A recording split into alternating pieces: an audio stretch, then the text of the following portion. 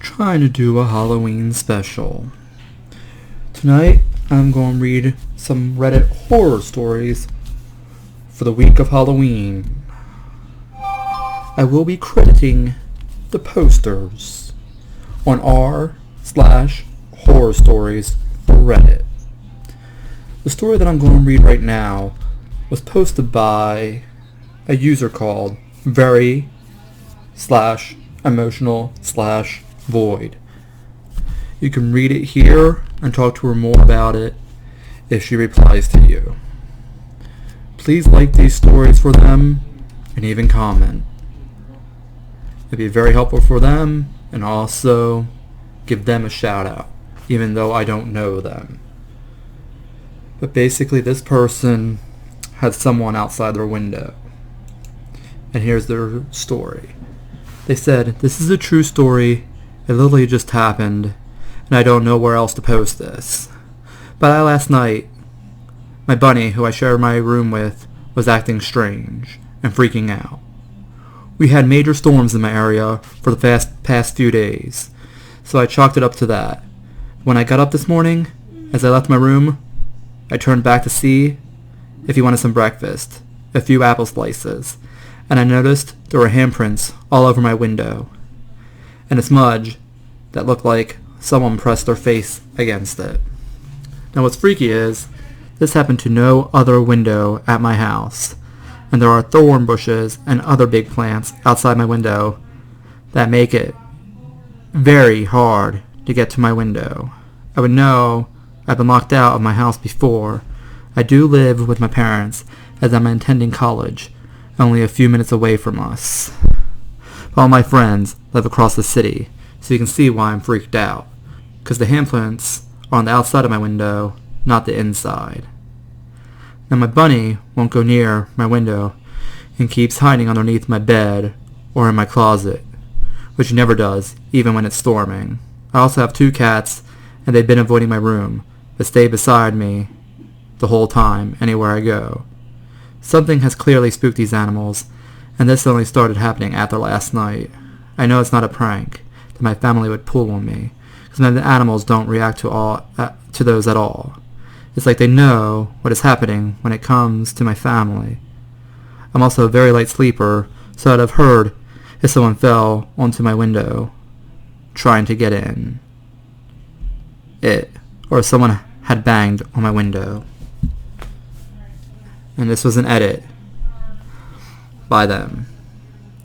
They went to investigate their house when they got home from school to see if there was anything they could find outside that might signify that someone was out there. And they found some small plants had been stepped on, along with a definite sunken ground around where they imagined this person or thing was standing. So now their parents are getting surveillance cameras around the house and yards, and a small fence around their window.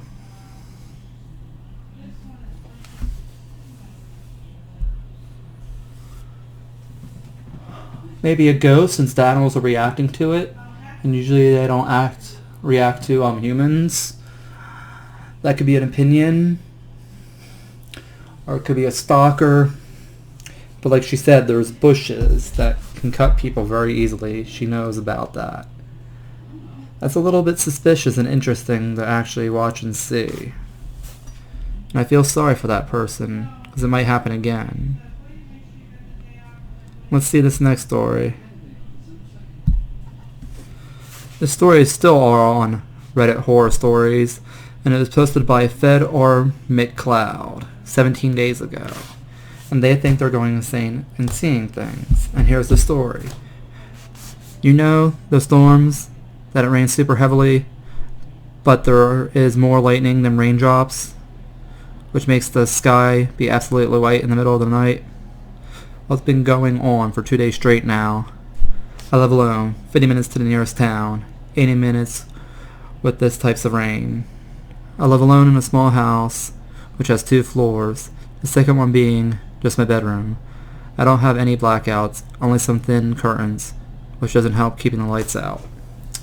Here's a quick question, guys. When reading these things, I notice that there's a lot of bad grammar. I'm not trying to humiliate these people,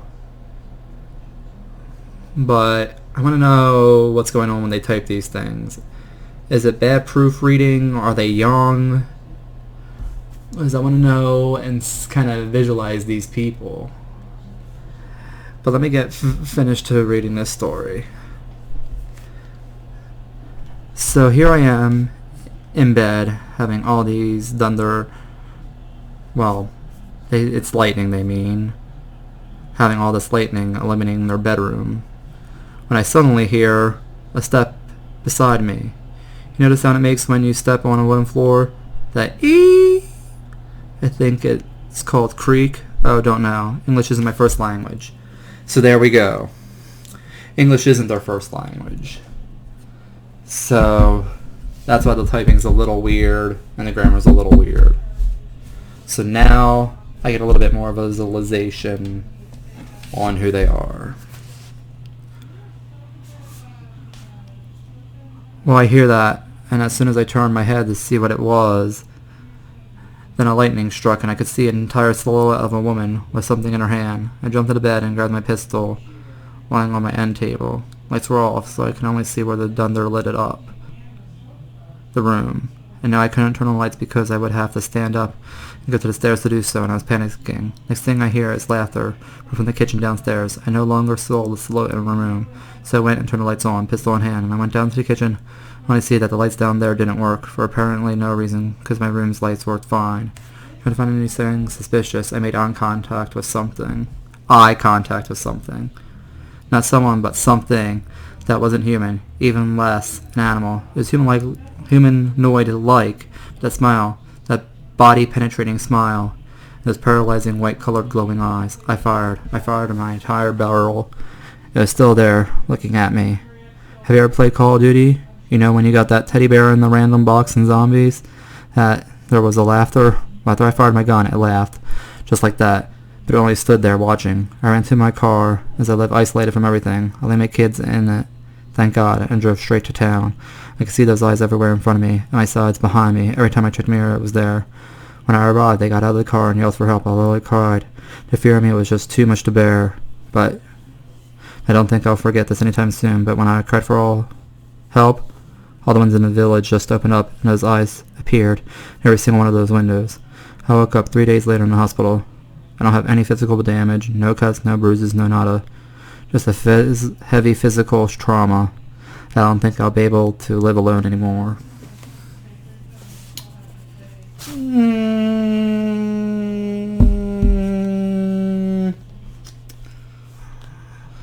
I don't know if the story convinces me that he's haunted or anything happened. It makes me wonder what it was. Hallucination or something. Just some things are not aligning with what I feel should be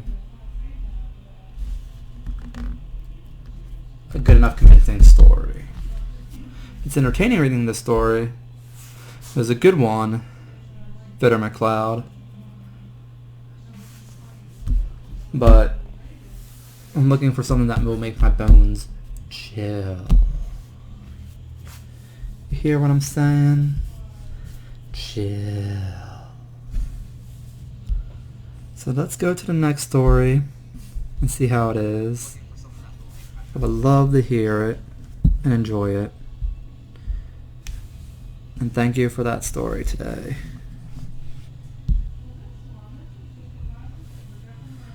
So the next video of this horror story is next on Reddit.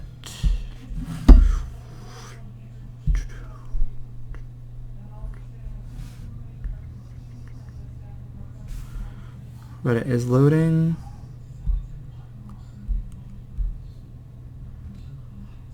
And it looks like my girl is watching right now. Hello, babe. Love you. Thank you for supporting me. So let's go into Reddit. Again.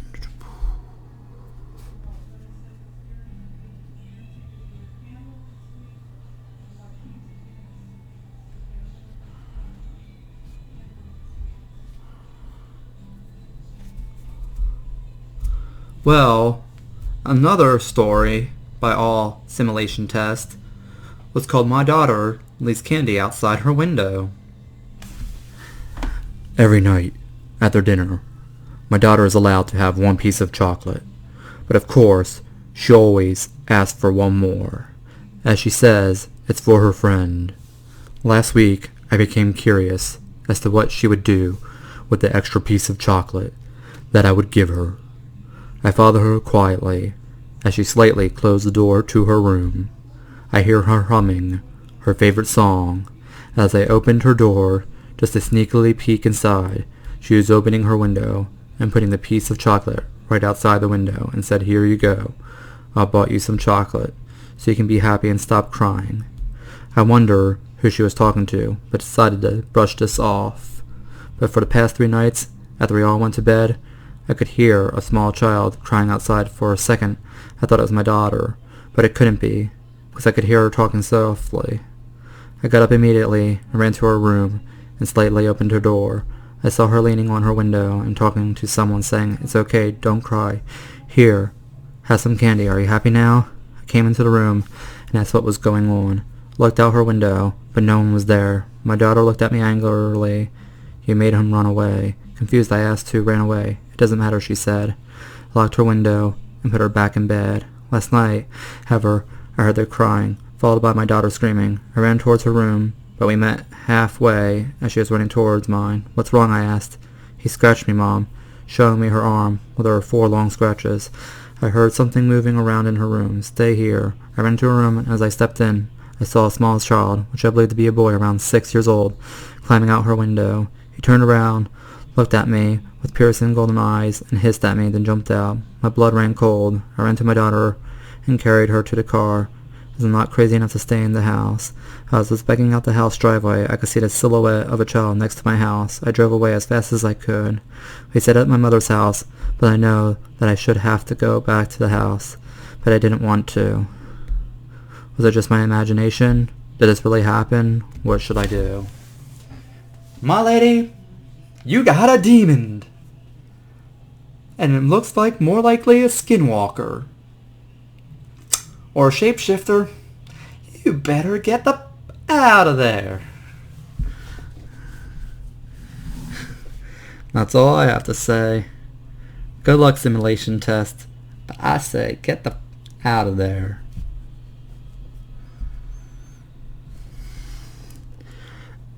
I'm probably going to do 2 more stories and see if they're good, and then call it a night. So let's read these. My Humans. This is by Jenkinman. 1 day ago. I don't feel comfortable reading the story since it's a day ago without the permission of this person. So I'm going to comment and like it real quick.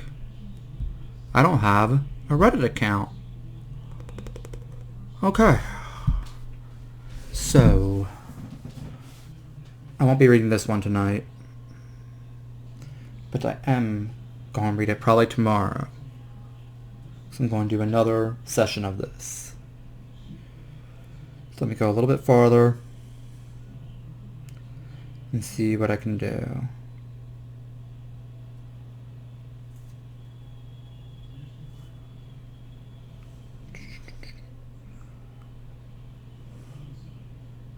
This one's a 2-parter by a person named JollyGamer45. And it looks good.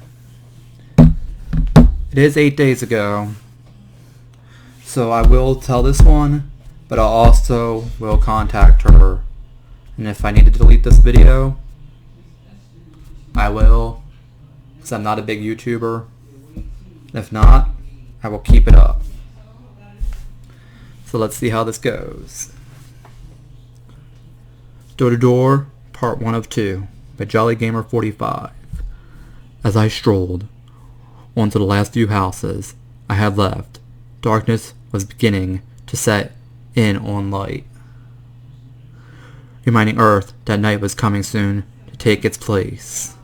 The ladies of the home, the main target for our new line of beauty products, would be starting dinner soon and would be vertibly preoccupied.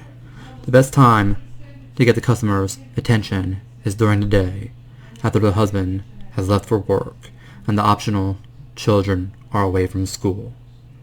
These peak times are ideal, as the female customer is typically home alone, probably cleaning the house, working on hobbies, watching their shows on TV, or other unimportant tasks that can be easily put on hold. This gives us the presumptuous time span to sell the items we have with the minimal interruptions and maximum attention. I continued to remind myself of the 4 P's of selling: prompt, polite, professional, and personal. Prompt is being quick to answer questions that the customer may have, as well as having zippy and snappy responses to customers' comments, concerns, and stories. Give the customer the real apple butter talk when giving a pitch. Give the customer all the great benefits with the unhighlighted downfalls between each advantage. Polite and professional go hand in hand, as a professional is also being polite, showing respect towards the person you're talking to, watching for available body cues, driving the products towards the customer's concerns, persuading the customer that the product you are selling will help to fix problem issues the customer may be having or just make their life easier for them. Personable can be something overridden or underridden by professional, depending on the customer you're selling to. Most people like to be identified with, make them feel like you know how they feel, and you're just there to help them, not trying to get their business. I enjoy using a lot of slang with folks. This makes them feel more at home and gives me a humble appearance. At the morning meetings, the coaches always remind us the 4 P's is absolutely imperative to keep in mind when you are pitching products to customers. They are seen as essential to door-to-door selling. However, the further remind us to not let rejection get in the way of our day. Okay. Talking about door-to-door sales, my very first job was a door-to-door sales job, and it was a scam. Yes, I actually worked for a company that was scamming. It was called Easy Turf, Emerald Lawns. I forget, it was something Emerald Lawns section of Easy Turf. And I got hired there. And I went door-to-door sales trying to sell fake grass. And I did it for days and days. And sold like maybe 3 or 4 sales within 2 months. The thing is, they were all in the same month. But then after like 3 weeks, I still didn't get paid. Then 4 weeks, then 5 weeks. So we had to call and do things, and we finally did get my pay of like $500. We found out that the company was scamming people and was never planning on paying them. And that's why I kind of don't like sales anymore, because no one would ever listen. They would slam the doors on me. I even had one customer freaking had their dog chase me. Like, screw door-to-door sales. I mean, really, screw that stuff. It was just horrible. But for you, dude, the Jolly Gamer, I commend you and find you absolutely amazing that you can deal with that crappy-ass job. Let me read the rest of your story. At the morning meetings, the coaches always remind us that the 4 P's is absolutely imperative to keep in mind when you're pitching. I already read all that. But yeah, they basically said they are seen as essential to door-to-door selling. However, they further remind them not to let rejection get in the way of their day. Before I continued up to the next house, I straight-ended my tie, checked my shirt, adjusted my fedora, and buttoned my coat before adjusting my grip on my attaché case. I've been going door to door for several months now, and have really gotten the hang of the ins and outs of the trade. I've gotten on the stick about being able to become very familiar with the product lines and sell the benefits of the product, giving the customer a real razz of their berries. The next potential victim's pad is a moderate ranch-style home with a driveway that dips down below the house into a garage that sits below a front room with a large window equipped with an aluminum awning. Sorry for mumbling there. My tongue just got tongue-tied. The front door has a walkway that leads to it with rock-filled flower beds and a wooden flower box running from the side of the garage to start of the walkway. The wooden flower bed has a small bush and is used as a way to rail off the edge of the drop-off to the driveway. The home overall fits the period of time with the long white roof and the siding made to look like reddish-brown wooden boards. Everything about the home is cozy, and the yard and bushes are trimmed neatly in the front yard. A small stone flower planter has a mixture of daisies, black-eyed Susans, and other mixed flowers.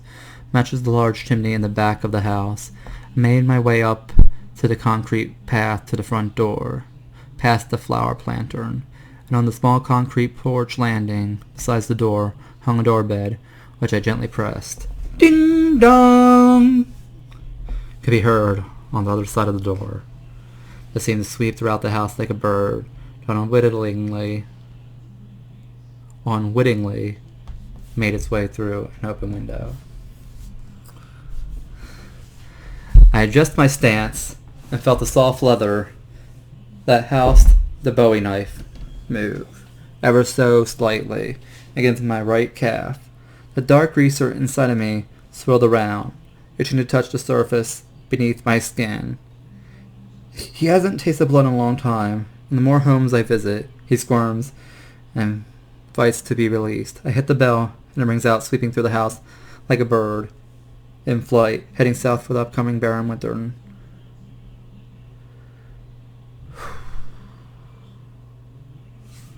Some movement can be seen faintly beyond the small frosted glass windows that form the diamond at face level on the door. I smiled slightly, being sure not to overdo it, before the customer opened the door, but just enough to perform a friendly gesture. I took a deep breath as the door swung inwards and stood the female form I expected to see. The female residents didn't sport anything that was out of the ordinary from typical customer base I'm used to. She carried herself with shoulders back and stood upright, with her hair curled and sprayed. One could tell she took great care to make her hair look naturally curly that day. Her dress is that of a typical housewife attire, with a popular flower print full skirt dripping down to her chins, and a green button-down blouse to match the green in the skirt. Her black pumps has a thick heel to make it easier to travel around the home. Her jewelry is a matching set of pearls and earrings, a typical set common among the broads nowadays.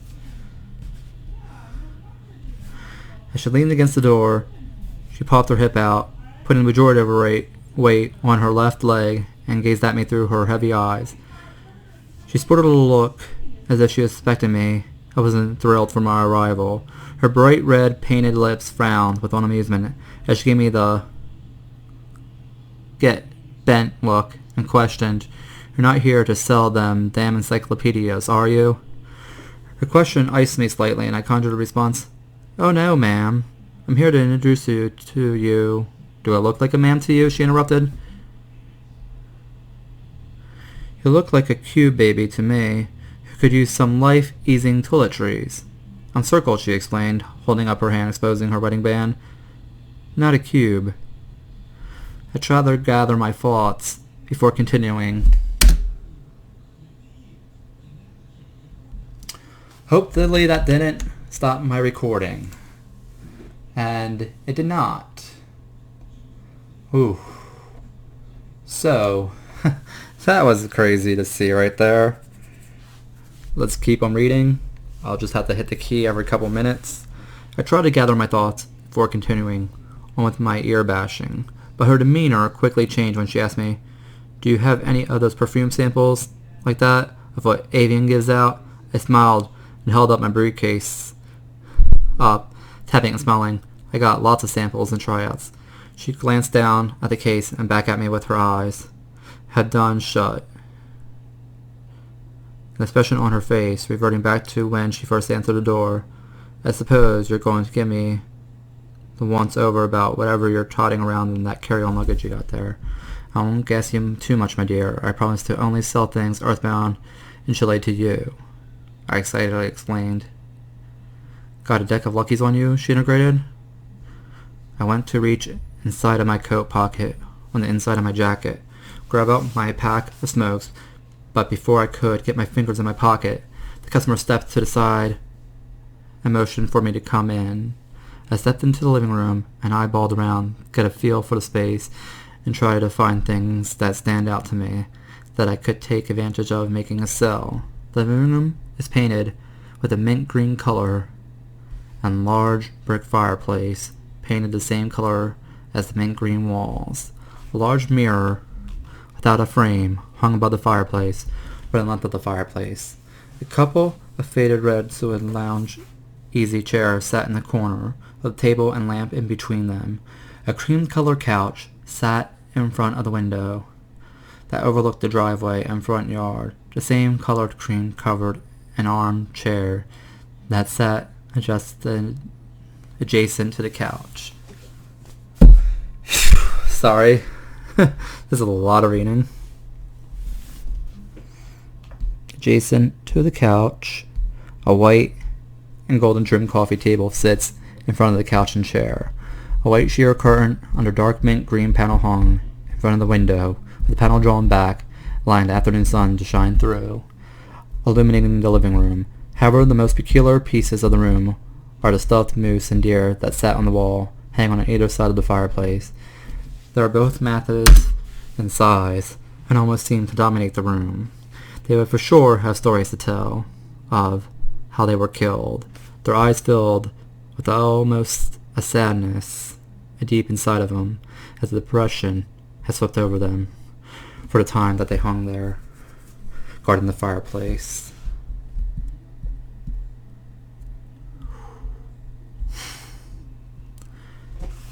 We have a lot more to go, my friends, so I'm probably only going to be reading part 1 today and getting to the next part.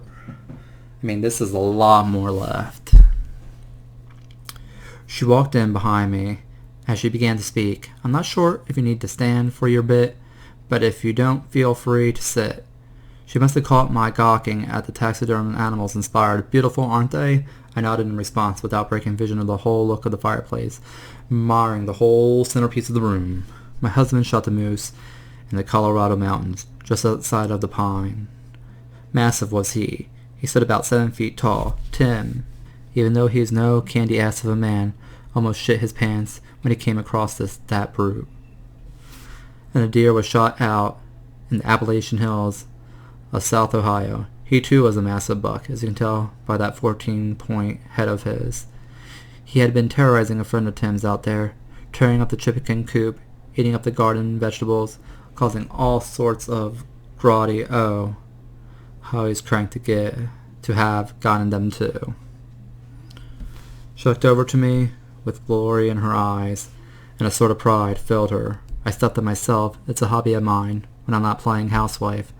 This whole place is full of them. I finally broke my concentration and looked over at her with a smile. They sure are gangbusters. The pride and glory left her eyes and went back to business. As I said, you're welcome to have a seat. I walked over to the chair next to the couch, as it was the closest to me and it would allow the client to sit on the couch and had the most room for comfort. A bar cart sat beside the fireplace and the young lady began to gather bottles and glass. Can I offer you a drink? Before I could reply, she interrupted me. Well, you don't expect me to listen to this. Act sober, do you? After all, the end goal is to make a sale, and I'm not going to have the patience to deal with this without a drink and cigarette. Speaking of which, grab me one of those Luckies from your pocket. Bossy, I kind of like it. And darkness inside swirled when she spoke, as if it too enjoyed the way she jawed me. I knew this one would create a lasting effect on me for months, which is exactly what it has been starving for. Everything in the room seemed a weapon. Murder, kill. The brick fireplace would be great for blunt force trauma to the head, or the glass from the lamp could be smashed across her back, neck, and shoulders, as shards used as knives. The bar cart is made of gold-colored metal, and shelves are made of glass. A perfect combo to pick her up and slam her down upon. Is he a murderer?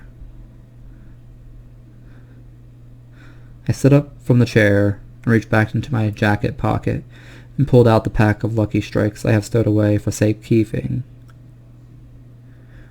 Or in situations like this, I gave the pack a few pats to pack the tobacco and pulled one out and handed it over to her. She put it in between her two fingers and gave me a slight smile and glanced. Her blue lips puckled as she smiled at me and gave me the once-over with her glances. "Oh, I'm sorry. I apologize." And fished for my lighter out of my pant pockets after finally setting my case down, giving my hands and arms a rest from the weight. I pulled the old golden-colored Zippo lighter from that my father had passed down in May. He bought it a few days after I was born in celebration of his first son, who was during the Depression, and he was thrilled to have been able to scrape the money together to find one. He later in the 40s had a son engraved on the casing. He passed it on to me before he died. I never leave the house without it. The client held a cigarette in her lips. I flipped open the cap, creating the iconic click, and slid my finger down the flint wheel, igniting the wick. I gingerly lit her cigarette, and she slowly pulled back, breathing in a deep drag, and then releasing it into the living space around us. She gazed in my eyes as she was looking into my soul, the darkness inside of me. She turned and started back towards the bar cart to finish her drink. "Oh, if you don't mind, before I start to bash your ears, may I use the lavatory?" I questioned. Without turning a reply, she replied, "Use the bathroom, as we don't have a lavatory here." I stood there for a moment, waiting for direction to the toilet, and she turned her head slightly and replied to the silence. "It's back the hall, last door on the left, and don't get smart and roam too far from the path." I left my briefcase beside the coffee table in the living room, strolled past the residence who was still working on her drink at the bar cart on my right, and two sewage chairs on my left as I crossed the threshold from the living room into the foyer. Its main function was to empty off into other portions of the house. Staircase that leads downstairs, presumably the great room and the garage. I continued past the staircase and into the hallway as she directed me. I stopped a moment in between the first set of closed doors, one to my left and one to my right, and looked up at some of the pictures that hung on the walls in between the doors in the hallway. One picture appeared to be a family photo of the client, whom appeared to be her husband and their 4 children. As I moved along the hall, more pictures showed the family at different events. Sometimes pets, animals would be present. At other times, it would just be the kids or the husband, and way posing for couple photos. The walls also had small animals, like birds and squirrels, tastefully hanging on the walls. Most of them posed with pieces of a branch or twig from a tree. A robin frozen in time, building an almost complete nest, sat perched above the second door on the right that didn't get shut completely. Radio played an old tune from inside the room.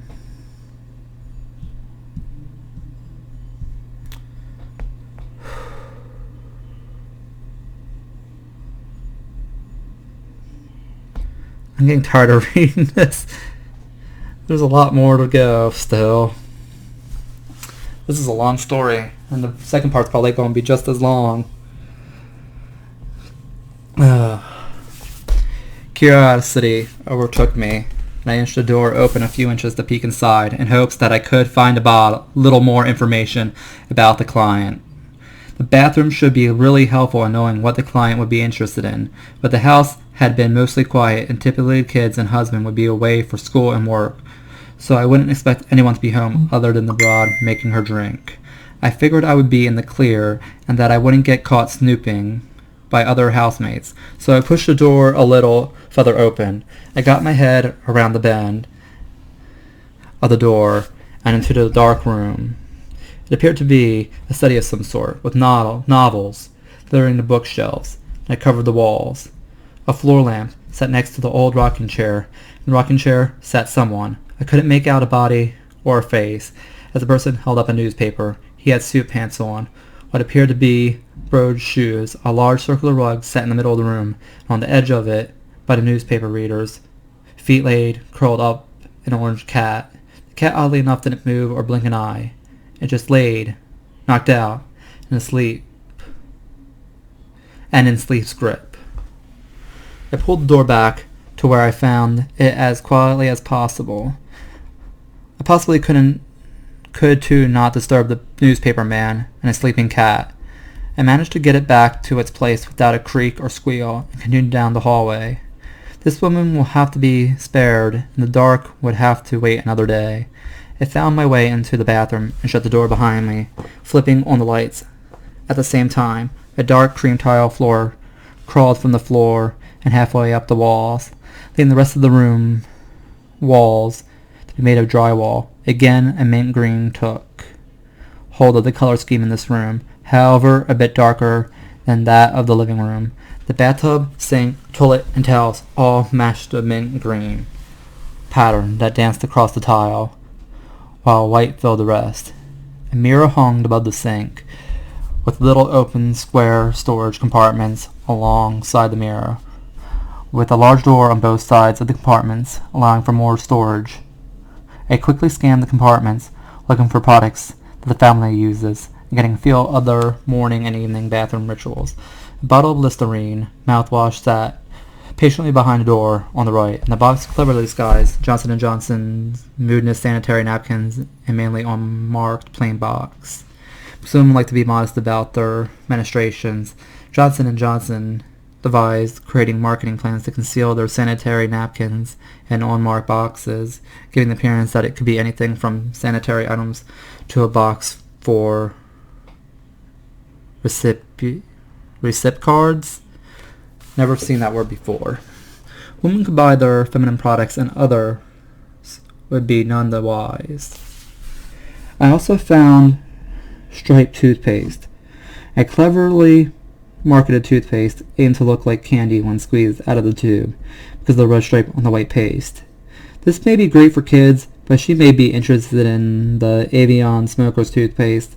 That's great for, well, what the title suggests. I continued snooping through the cabinets and found that the man of the home still uses shaving cream and a razor. This is great for when you have the time to shave your face before the night out on the town, but for a man that is getting ready in the morning for work, may happen to wake up a little too late, and need something a little bit more swift to get the job done, I have the perfect electric shaver set. A considerably sized electric razor with a curled cord that helps to save room when being stored away, but still allows enough cord to stretch from the electrical outlets.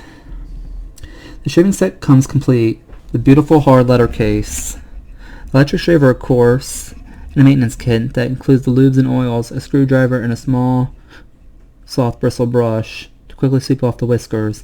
Naturally, I would throw in the bottle of electric pre-shave lotion, other shave lotion, and the matching scented deodorant. I had gathered enough evidence, and so I flushed the toilet, ran some water over my hands, and dried them off with one of the green towels. I walked back across the bathroom for the door, and as I reached for the handle, that's when I heard the muffled squeal of a little boy calling out for his mom. The client didn't respond at first, and a few more calls, and then finally I could hear the clucking of her heels getting louder as she got closer. "Coming, Tommy," the woman called to him. Darkness inside me squirmed in a way that I hadn't felt before. A cold chill ran, a marathon sprint down my spine, and something inside of me seemed to say, "Don't leave the bathroom." The door across the bathroom creaked open as the mother went inside to check on her young. I bent down by the door and was able to peek through the keyhole to see what could be the trouble. The door to the bedroom is left open, and inside I could see the far wall painted blue with a desk built into the wall, littered with wooden Lincoln logs, a globe, various children's stationery, an Indian headdress, books, and the sort. The carpet is a cream color with red and yellow streaks running through it. The kids' room is detailed in a cowboy and Indian style, keenly popular for the times. The young boy is laying on his stomach on the floor with his feet bent up in the air, with cowboy boots on his feet. The mother stood over him, talking to him, but I couldn't make out what she was saying. As I sat and watched, I couldn't help but notice that the boy's feet stood perfectly still. They once didn't budge or switch positions, as if he was a statue.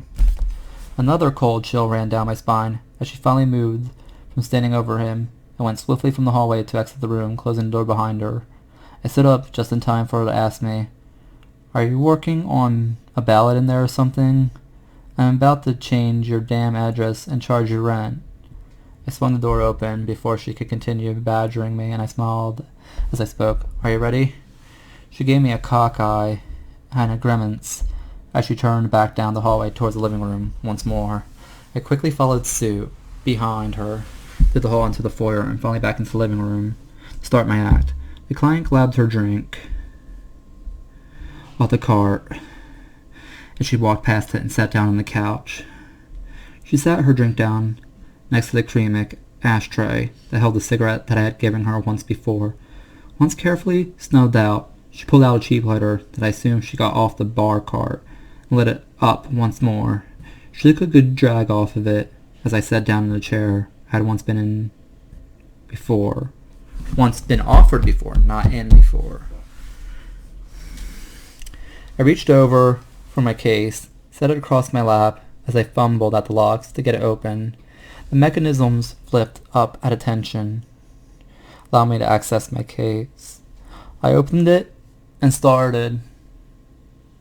I'm going to start off with the avian products that I have to offer that I feel you may be quite interested in.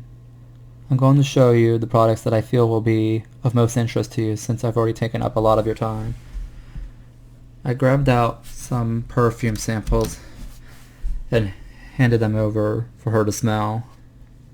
Here are these to start, as you asked about them when I first badgered you. Getting out the tube of Smoker's toothpaste, I continued. As we both know, it's not secret you're a smoker. I want to start off by offering you this toothpaste that is specially designed and engineered for smokers. It takes aim at eliminating smoker breath, freshening user's breath, and protecting enamel and teeth for day-long defense, even against the toughest tobacco products. I handed over a brochure. I'm getting tired of talking. Outlining the benefits of the Smoker's toothpaste, along with some other products that are sold alongside the toothpaste, such as mouthwash and other dental hygiene products. As she took the toothpaste and information pamphlets, I grabbed out the electrical razor set. This would be perfect for your husband. This beautiful, handcrafted electric razor is perfect for a quick, keen shave. I opened the leather case to reveal the shaver and things that go along with it. This is equipped with a nice solid coiled core. Allows for easy storage and cord length at the same time. Also, it comes with some oils and lubes for the razor to keep it working at its best. "Hey honey," a male voice called out from down the hall. I smiled. That must be him now. Her face drained of color, and her once curious and intrigued face turned to disgust and annoyance. "Stay here and mind your business," she muttered to me as she got up from the couch and started down the hallway. Heels once again clanked along the floor and faded as she got farther away. Another cold chill ran down my back, and the darkness swirled within me, as if to say something about this house is far from a homestead for the innocent. I closed my case, sat it on the coffee table, and stood up quickly to stretch my legs. I unconsciously walked over in front of the fireplace to peek down the hall. I couldn't see anyone or anything out of place. I let a breath of air and walked back over to the front door where I first came in. I never turned around to see the inside of the door, and if I had, I would have noticed the bizarre amount of locks, deadbolts, and chain locks on the door. However, aside from the smorgasbord of locks, every single one of those locks has been engaged, locking us in and the outside world out. To be continued. She locked her in there. And that was a long read. I don't think I'll be doing part 2 tonight. So I'll be probably doing that tomorrow, just to finish up this Halloween special. because it's another long part. That'll probably take me about another 20-30 minutes. So I'll have to say this. Thank you for listening to me tonight. And as always, mutants, stay safe.